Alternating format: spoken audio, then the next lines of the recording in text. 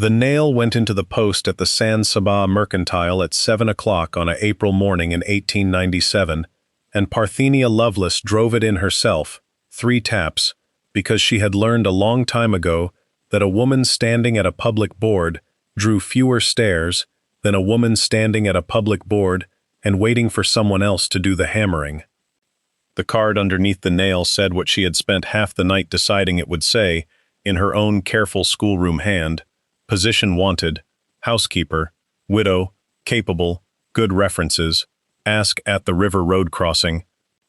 She did not write that her hands, which could keep a house as clean as any woman's in the county, also knew how to slit a strip of pecan bark in April with a thin blade, and lay a scion in against the cambium so gently that the tree never seemed to notice it had been asked to become something else.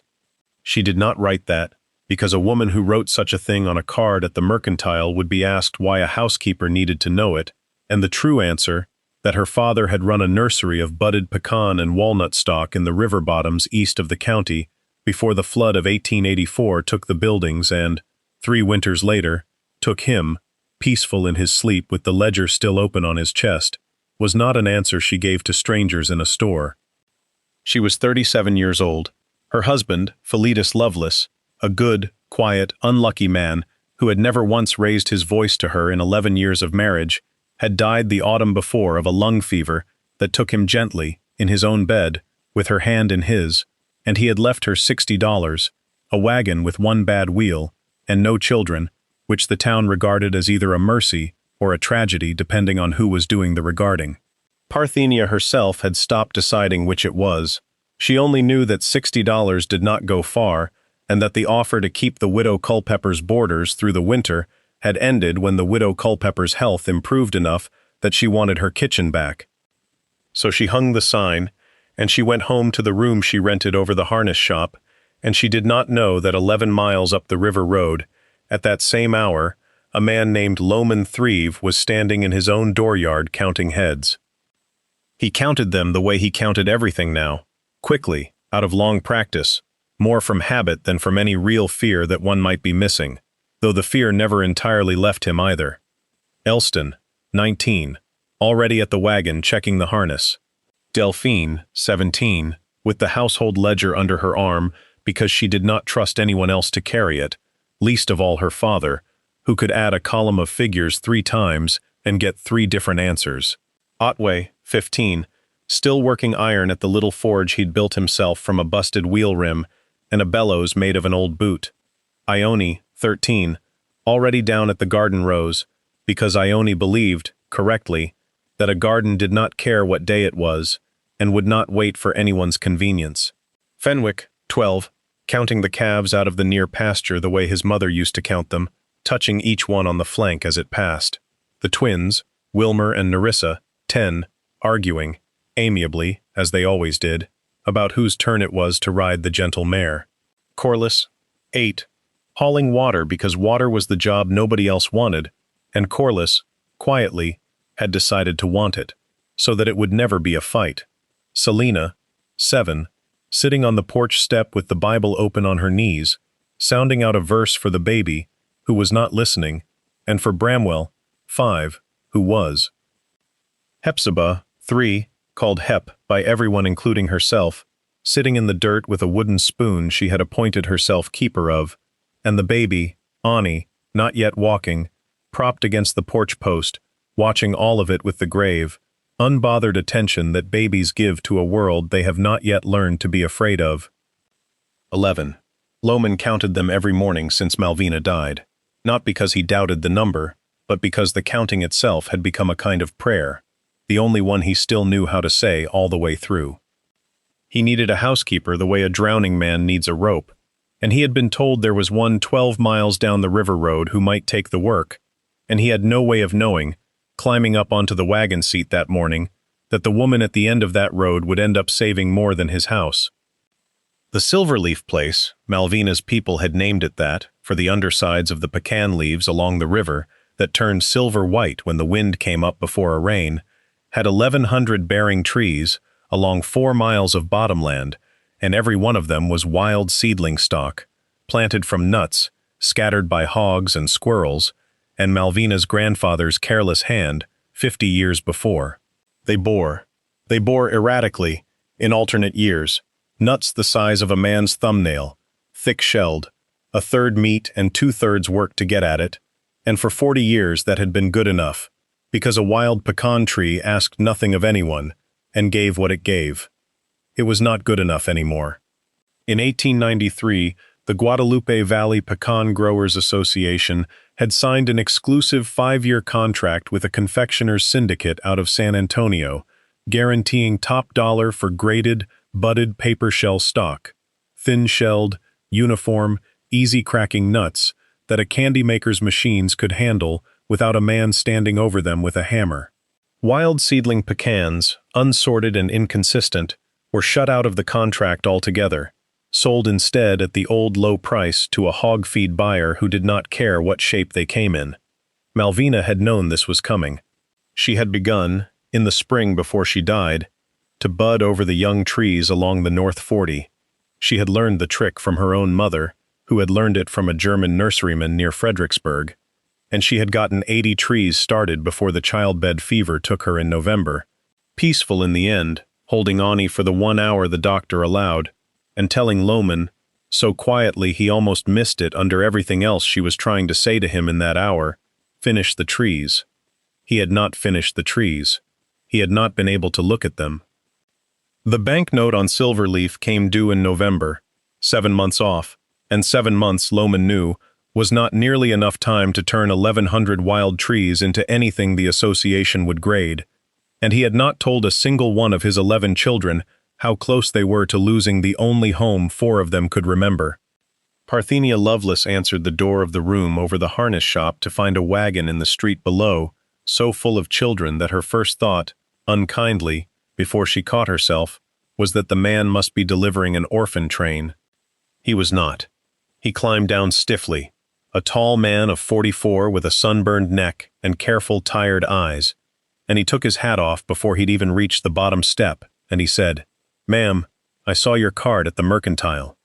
I've got a house needs keeping and 11 children in it, and I won't pretend that's a small thing to ask a stranger to take on. I can pay $8 a month and you're bored, and I'll understand it entirely if that's not enough persuasion for 11 children."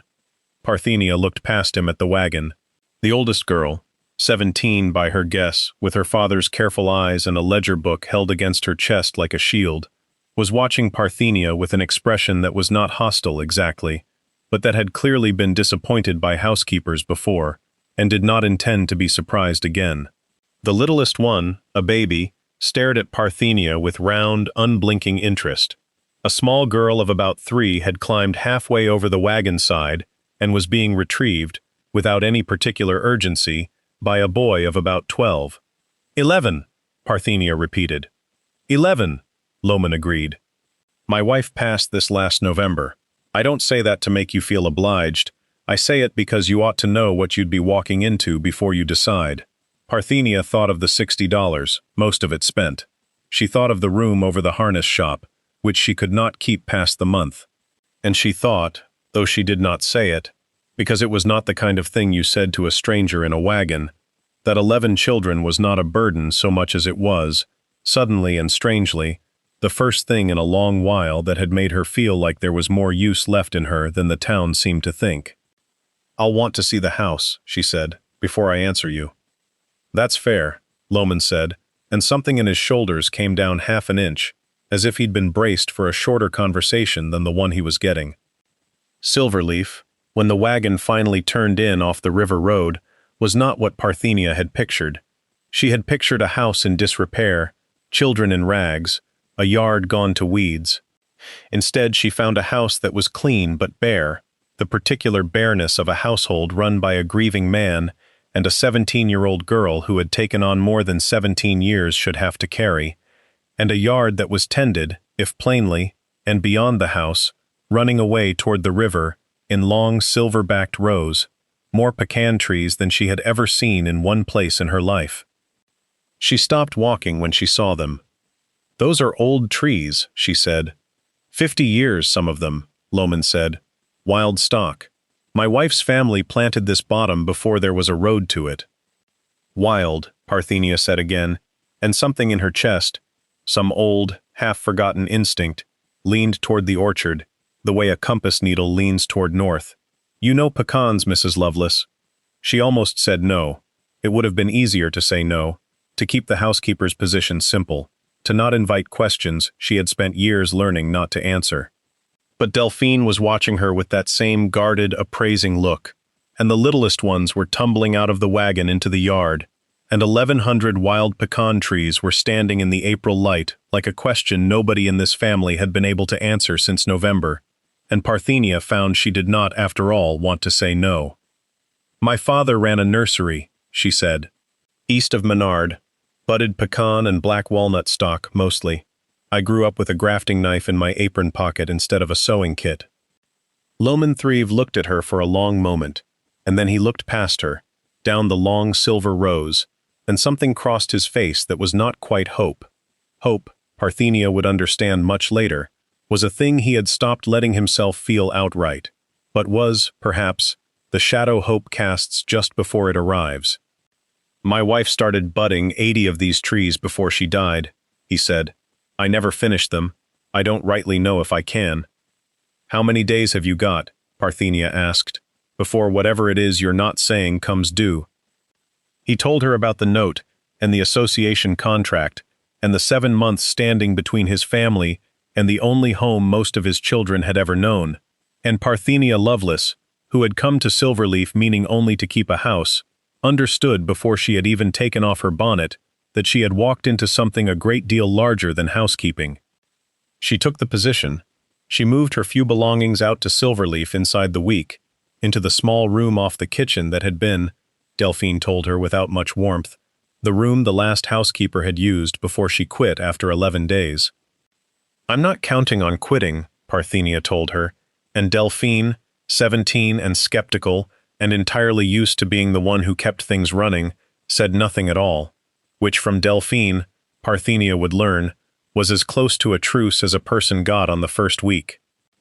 The house came into order the way houses do, not all at once, but meal by meal, load of washing by load of washing, until by the second week there was bread rising on schedule, and mended clothes in the drawers, and a rhythm to the days that had not existed since November. But it was the orchard that Parthenia could not leave alone. She walked the North 40 on the third evening, after supper, with Elston beside her, because Elston, she had already noticed, was the one who followed her out to the trees without being asked, the way some men are drawn to a fire and others to water. He was 19, quiet, careful with his hands, and he told her, a little shyly, that he'd spent a season the year before working for a nurseryman in San Saba proper, learning the whip and tongue graft on pear stock, before his mother's illness called him home. Show me your cut, Parthenia said, and handed him her own knife. Elston made the cut. It was not a bad cut, a young man's cut, a little hesitant at the tongue, but it was not a stranger's cut either, and Parthenia, watching him work, felt something settle in her chest that she had not expected to feel again, the particular, unshowy satisfaction of finding someone who could be taught the rest. Your father's got 80 trees your mother started, she said. We've got 1,000 more standing wild. If the association wants graded budded stock by autumn, we haven't got time to bud 1,000 trees one scion at a time. But we don't need to. We need to finish what your mother started, prove out the 80, and get every hand in this house. Every hand, Elston, down to Heps, doing the parts of this work that don't need a knife. What parts don't need a knife? Elston asked, and Parthenia Lovelace, standing in the long April light with the whole silver orchard breathing around her, began to explain a plan that would put all 11 of Loman-Threve's children to work, saving the only home they had left, and would, though none of them yet knew it, put her on a collision course with a man in San Saba who had sworn, 11 years before, that he would never again let an unproven orchard near his contract. The work sorted itself out over the following weeks, the way water finds its channel, not by anyone's decree, but by each child gravitating, almost without discussion, toward the piece of the orchard that fit the hands they already had. Elston took the grafting itself, working alongside Parthenia every morning before the heat came up, learning her father's whip and tongue and her cleft graft both, his cuts growing surer by the week. Delphine, who had never once in her life let a column of figures get away from her, kept the count, which trees were budded, which had taken, which had failed and needed a second try, in a ledger she ruled off herself, a ledger that would, by August, run to 11 pages of small, exact handwriting. Otway built, at the forge, a proper grafting wax kettle and a set of budding knives ground thinner and truer than anything the mercantile sold, because Otway had discovered, at 15, that he loved nothing better than making a tool do exactly what a person needed it to do. Ione kept the household fed off the garden through a summer when there was no money to spare for anything store-bought, and nobody in that house went hungry, not once, though there were weeks when nobody in that house ate anything but what Ione had grown.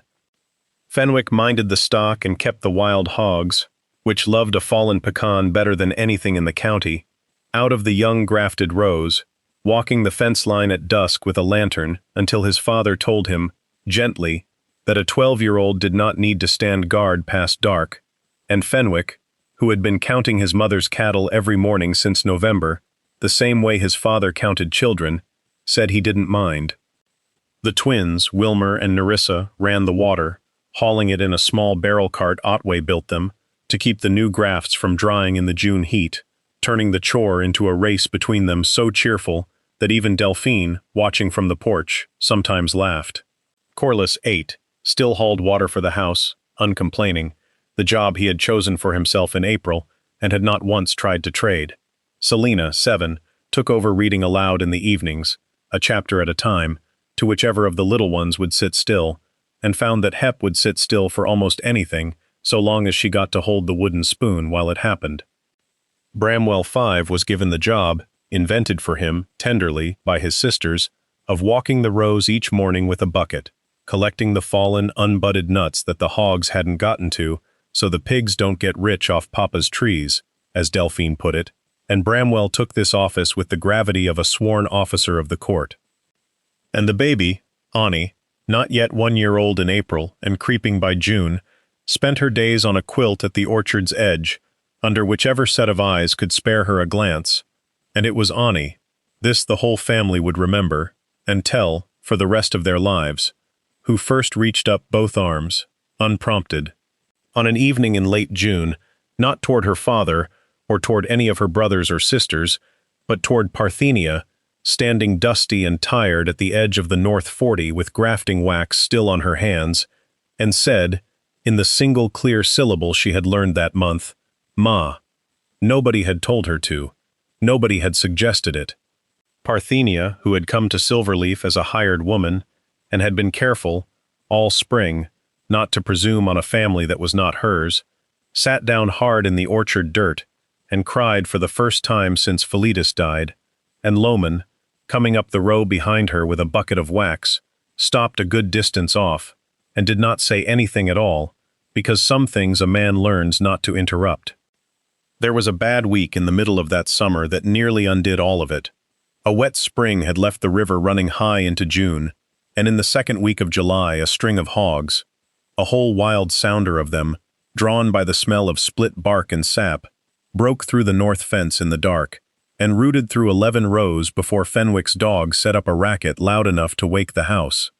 They lost 19 young grafts that night, chewed or trampled past saving, and Fenwick, 12 years old, stood in the torn-up row at 2 a.m, with the lantern shaking in his hand, and told his father it was his fault, he was the one who'd promised to mind the fence. "You're 12, Loman told him, crouching down to his level in the mud, "and you've been standing a grown man's watch since November, without once being asked twice. This isn't a debt you owe me, son. Go on back to bed." But it was Parthenia, walking the row at first light with Delphine's ledger open to tally the loss, who set the tone the whole family would carry the rest of that summer. 19 trees lost was 19 trees, and grieving them wouldn't graft a single new one. By breakfast, Otway had a proper hog-proof fence sketched on the back of a feed sack, and by the following Sunday it was built, and the count in Delphine's ledger, a week later, read 81 budded in her same small exact hand, one higher than before the hogs ever came through, because Elston had used the loss as an excuse to regraft 2 trees he'd never quite trusted his first cut on. By July, the 80 trees Malvina had started were fully budded and thriving, and Loman Threve, watching his house run smoother than it had in 7 months, watching his children take root in work the way the grafts were taking root in the trees, allowed himself, for the first time since November, to believe they might actually make it to autumn with the note paid and the family whole. He did not yet know that the man who would decide whether any of it counted for anything had a wound of his own, 30 years deep, that made him distrust every young orchard in the county on principle. Marcus Findlater came to Silverleaf on the second Tuesday of August, in a buggy with the seal of the Guadalupe Valley Pecan Growers Association, painted small and neat on its door, to conduct the inspection that would decide whether the Threve place could be graded into the contract at all. He was 57 years old, spare and correct, with the particular stiffness of a man who has trained himself for 30 years not to hope for things. He walked the rows with Loman and Elston and Parthenia trailing him, and he examined graft after graft with a magnifying glass and a small steel probe, splitting a nutshell here and there in his palm to look at the meat inside, and he said very little, and what little he said was not encouraging. Delphine walked a half-step behind him the whole way, her ledger open, answering every question he put to her. How many trees budded, in what months, from what stock, at what survival rate, before he had finished asking it, until he stopped, midway down the 11th row, and looked at her directly for the first time. "You keep this record yourself, Miss Threve?" "Every entry," Delphine said. "I don't let anyone else near the book. A record's no good if 2 hands are keeping it 2 different ways." Findlater almost smiled at that. The shadow of it crossed his face and was gone before it could properly arrive, and he said nothing more until they reached the end of the row, where he closed his own ledger with a snap. 80 trees budded in the spring of last year, and roughly 900 more budded this spring, he said finally. "The keeping of the record is as fine as any I've inspected in the valley, Miss Threve, and I want that said plainly before I say the rest of it. But the association's rule is plain too. No orchard is admitted to grading in its first bearing decade unless it can show 10 consecutive seasons of documented verified yield. I wrote that rule myself, and I did not write it carelessly." 10 years, Loman said.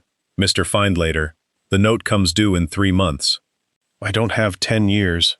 I've got a good crop of young grafts, and 11 children who've worked from before light to after dark all summer to bring them on." "I don't doubt they've worked hard," Findlater said, and something in his voice, just for a moment, was not as flat as the rest of him. "I don't doubt it at all, but hard work is not the same thing as a proven tree, and I have seen what happens when a man puts his faith in an unproven orchard before it's earned that faith. I have seen it cost more than a banknote." He would not be moved. He got back into his buggy and drove away down the river road, and Loman Threve stood in the middle of his own North 40, with the sun going down orange over 900 young grafts that might, after everything, count for nothing at all. It was Parthenia who found out the rest of it, 3 days later, from old Mrs. Ostrom at the Mercantile, who had known the Findlater family since before the war, and told the story the way old women tell stories that have gone soft and sad with retelling. How Marcus Findlater's own father had run a fine young orchard outside Mason in the 50s. How a traveling grafter had sold him budwood off a diseased tree without either man knowing it. How the whole orchard had sickened and died inside 3 seasons. How the family had lost everything, and how the elder Findlater had gone into a decline after, not a violent decline, Mrs. Ostrom was careful to say, just a quiet fading, a man who had put his whole heart into trees and watched them die of a fault he could not have caught, until his own heart, gently, in his sleep, one winter, gave out from the grief of it. Marcus had been 14. He had never planted another tree of his own in his life, though he had spent 30 years deciding, on behalf of the whole valley, which trees other men were allowed to trust.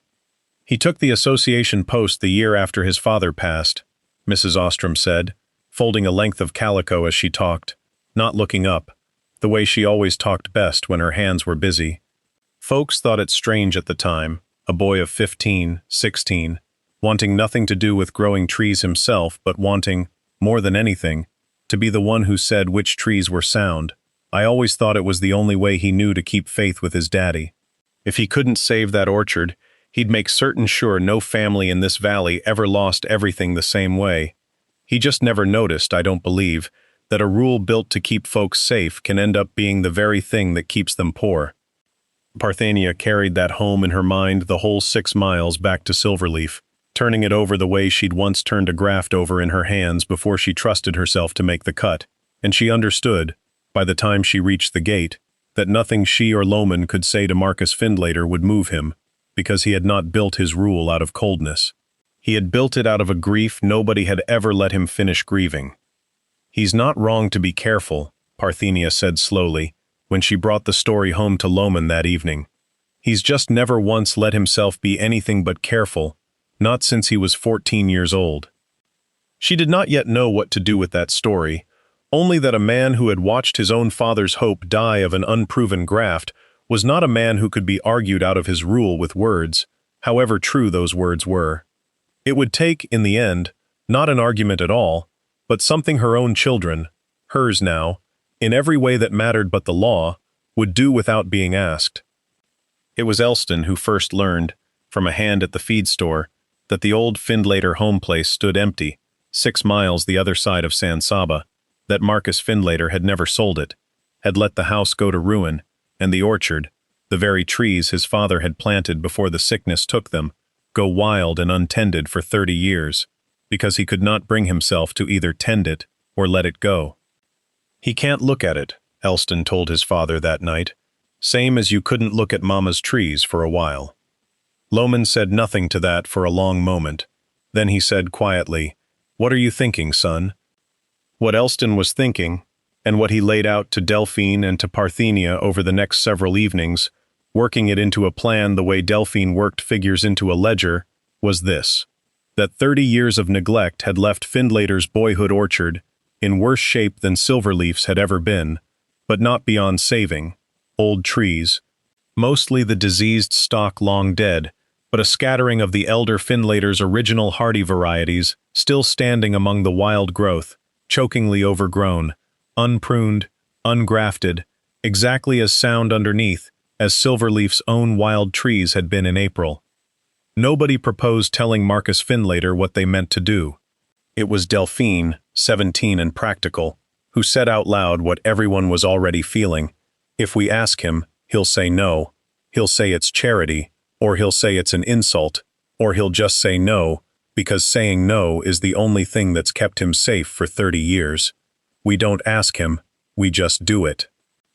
So on 4 Sunday afternoons through the last weeks of August, when the week's own work at Silverleaf was caught up enough to spare the hands, the whole family loaded the wagon and drove the 6 miles to the old Findlater place and worked, Otway with a scythe and brush hook clearing the choking undergrowth, Elston and Parthenia grafting the soundest of the old surviving trees over to hardy, disease-resistant stock cut from Silverleaf's own healthiest wood, Ione and the twins hauling brush and burning it well clear of the trees, Fenwick and Corliss carrying water, Selina keeping Bramwell and Hep and the baby entertained on a quilt in whatever shade the old ruined dooryard still offered, Delphine keeping the count the way she kept every count, and Loman himself working longer and harder than any of them, because Loman Threve understood, better than any man in the county except perhaps Marcus Findlater himself, exactly what it cost to walk away from a dying orchard, and exactly what it might mean to have someone quietly bring it back to life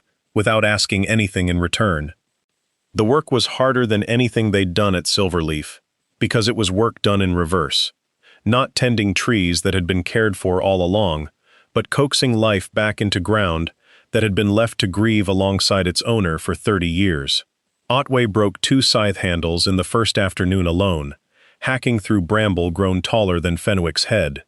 Ione found, under the worst of the tangle, the collapsed remains of what had plainly once been a small nursery bed, neat rows of it, long since gone to weed, and she stood over it a long moment before she said, quietly, to nobody in particular, "Somebody loved this place once," and went back to clearing it, without being asked twice. Delphine kept account here too, though she never showed this ledger to her father or to anyone outside the family. Trees cleared, trees sound enough to graft, trees too far gone to save, because even a secret kindness, Delphine believed, deserved to be done properly and recorded honest. They told no one. They left no note beyond the one small carved marker Otway made, without being asked. By the middle of September, the old Findlater orchard, 6 miles outside San Saba, stood cleared and pruned and freshly grafted along 2 full rows, the wild growth cut back to show the good old bones of trees a dead man had planted 40 years before, and not one soul in the county but the Threve family knew who had done it. They meant it to stay that way. It did not. Marcus Findlater found out the way a man finds out most things he has spent 30 years avoiding. By accident, on an errand he could have sent someone else on and did not, driving the old road past his father's place on his way back from an inspection at a neighboring county, meaning only to glance at the ruin the way he always glanced at it, and looked quickly away. He did not look away this time. He stopped the buggy in the road. He sat there a long time before he got down and walked in, past the collapsed gate, into rows he had not walked in 30 years, and found them cleared, and pruned, and grafted, fresh cuts still sealed with wax on trees he had believed, until that hour, to be as dead as the man who planted them. He found, near the largest of the old surviving trees, the one his father had always called the mother tree, the first he had ever planted, a small carved wooden marker driven into the ground, plain, unsigned, that read only, "He planted well. Someone should have finished it sooner." Otway had carved it. Nobody had told him to. He had simply thought, working alone at the forge one evening, that a place like that ought to have something said over it, the way a grave ought to, and he had not known, carving it, that it would be the thing that undid 30 years of a careful man's carefulness in a single afternoon. Marcus Findlater sat down in the grass among his father's trees, 57 years old, and wept the way he had not let himself weep at 14, and it was a long time before he was able to stand up and drive himself home. He came to Silverleaf the next morning, unannounced, and found the whole family in the north 40, and he did not ask who had done the work at his father's place, because he already knew, and there was only one family in the county who would have done such a thing and left no name on it. "I owe you an accounting, Mr. Threve," he said, "and I mean to give it plainly, in front of the ones who did the work, because that's who's owed the hearing, not just you." He told them, then, the whole of it, the traveling grafter and the diseased budwood, the 3 seasons of sickening trees, his father's quiet decline, and the peaceful, grief-worn end of it, and 30 years of a rule he had written to make sure no other family suffered what his had. And he told them, last of all, what it had done to him to stand in his father's cleared and living orchard, and understand that the rule he'd spent his life enforcing had very nearly kept his own family's kindest neighbors from ever proving their worth. The Guadalupe Valley Pecan Growers Association held its autumn grading day, that year, at the county fairgrounds outside San Saba on the last Saturday in September, with growers from 4 counties bringing samples of their crop for judging and the confectioner's syndicate agent down from San Antonio to sign the season's contracts on the spot. A murmur ran the length of the judging tent when Findlater set the Threve sample crate on the table, because every grower present knew Marcus Findlater's 10-year rule as well as they knew their own name, and half of them had felt its refusal at one time or another in their own first bearing years. An older grower near the front, a man named Otho Raspberry who had farmed the valley 30 years and lost his own young orchard to the same rule in 1879, said loud enough to carry, "Well, that's the finest first crop I've laid eyes on since I've been coming to this fair." Marcus Findlater heard him. He did not look away from it. He stood before the assembled growers with the Threve family's sample crate on the table beside him. 900 young grafted nuts, thin-shelled, uniform, the finest first-season yield anyone present had ever seen off trees that young, and he did not simply announce that Silverleaf would be admitted to grading. He went further than that. "I wrote the 10-year rule 30 years ago," he told the assembly. "Out of a grief I never let myself set down, and I have used it, without meaning to shut worthy young orchards out of this contract more than once in 3 decades. I am asking the association today to strike it, and to replace it with a rule that judges an orchard by the quality of its stock and the honesty of its keeping, and not merely by its age. I am asking this because a family in this county spent their summer proving 1,100 wild trees could be made worthy of your table, and then spent 4 more Sundays, without being asked and without leaving their name on it, doing the same for an orchard I had let die of my own grief. I did not deserve that kindness. I mean to see that it is not wasted on a rule that would have refused them the very thing they earned. The association struck the rule that afternoon, on a vote that was not close. Silverleaf's crop was graded into the contract at the top price. The note at the bank was paid in full before the first frost. With enough left over, Delphine's ledger would show at year's end, to see the family comfortably through the winter, for the first time since Malvina died. Marcus Findlater did one thing more. He asked Loman Threve, privately, for leave to plant a single tree at his father's old place, come spring, in the row the family had cleared, a young paper-shell scion budded from Silverleaf's own best wood, and to set beside it a proper stone, in place of Otway's wooden marker, which he asked to keep instead, and kept, framed, on his office wall in San Saba for the rest of his working life. Loman Threve and Parthenia Lovelace were married the following spring, on a Sunday in April almost exactly a year to the day since she had hung her sign at the Mercantile, in the shade of the mother tree at the old Findlater place, because Marcus Findlater had asked, humbly, if the wedding might be held there, among trees that had been given back their lives, and the family had agreed. Pep, 4 now, carried the ring in a small tin box Otway had made her, polished until it shone, and refused for the whole ceremony to hand it over to anyone but Parthenia herself. Silverleaf's North 40 went on bearing, every autumn after, thin-shelled and uniform, and graded into the top of the contract, and the family kept, framed in the front room beside Delphine's first ledger, the small wooden card that had started it all. Position wanted. Housekeeper. Widow. Capable. Good references. Because Parthenia said a family ought to remember exactly how small the door was that a whole life had once walked through. Elston went on to run a nursery of his own, on 40 acres carved off the north end of Silverleaf, budding stock for half the growers in the valley by the time he was 30, and it was said in the county for years after that a Threve graft took better than anybody's, though nobody could say for certain whether that was truth or simple fondness for the family that had earned it. Delphine kept books, eventually, for 3 different outfits along the river road, and was known, all her life, to catch an error in a column faster than any man who tried her. Otway's forge grew into the finest smithy between San Saba and Menard. The younger ones grew up as children do, scattering out into lives of their own, but every one of them, for as long as they lived, kept the habit, learned that summer without any of them quite noticing they were learning it, of finishing what they started, right down to the last row. It was Annie Threve, grown, who told this story last, an old woman by then, sitting on the same porch where she had once reached up both arms toward a tired, dusty stranger, and said the one clear word she knew. She would tell it every autumn, when the pecans came in, to whichever of her own grandchildren would sit still long enough to hear it, and she always ended it the same way. She only hung one sign, Annie would say. She didn't know what would answer it. None of us did, but that's how it goes, most times. With the things that end up saving you, you never see them coming. You just have to be standing at the board, willing to hang the sign,